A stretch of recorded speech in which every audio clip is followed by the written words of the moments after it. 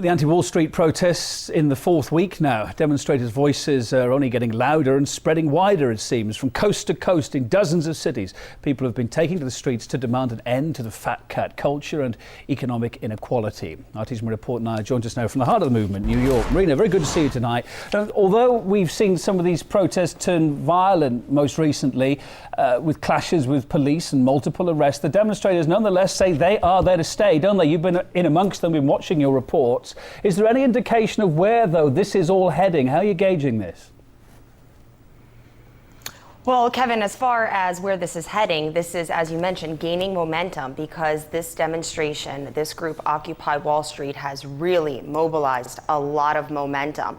And as far as the protesters vowing to remain and stay, that clearly was the case this past weekend. There was a bunch of protesters camped out outside of the New York Stock Exchange in Lower Manhattan, and one man was arrested because he was sleeping in the walkway entering the New York Stock Exchange, and that was the single arrest. But there were so many people down there sleeping outside of it, taking part in this demonstration, that he only had room to sleep on the walkway.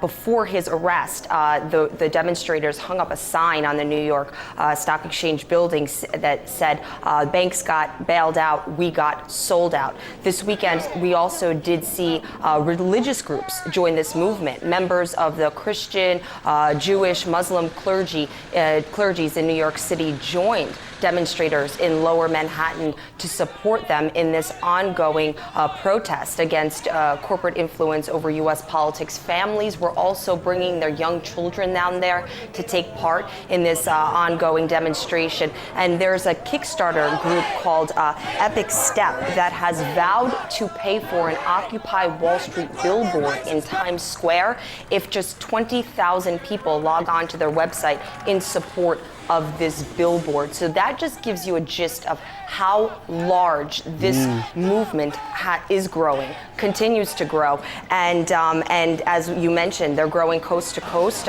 These demonstrations popping up all across the country. In Iowa, for example, 32 people got arrested over the weekend for taking part in an Occupy Wall Street demonstration. Now, of course, at the beginning, these rallies were largely ignored by mainstream media and politicians. Why did it take them so long to recognize the gravity of the story? Is it because the numbers of these protesters have got bigger, or is it because their message has become clearer and clearer? They're doing a better job of their protests? I think it's both. I think at this point it's gotten so large that mainstream media in the United States has no choice but to cover it. They cannot ignore it anymore. And I think the tipping point was the arrest of nearly 800 peaceful protesters on the Brooklyn Bridge. But even having said that, though, even the next day, the New York Times didn't give that story much room on the front page. But now mainstream publications such as the New York Times and mainstream media outlets in the U.S. are turning their attention to this movement because it is growing so large that they don't want to be the ones not covering it, because alternative news stations are covering the story. It's growing bigger, and if mainstream media doesn't cover it, it's going to be seen as an absolute blackout. And too many people at this point in the U.S., too many Americans are involved for the mainstream media to simply ignore it any longer. Marina Portnoy in New York, thanks for bringing us up to date again on another big story that's continuing where you are. Thank you.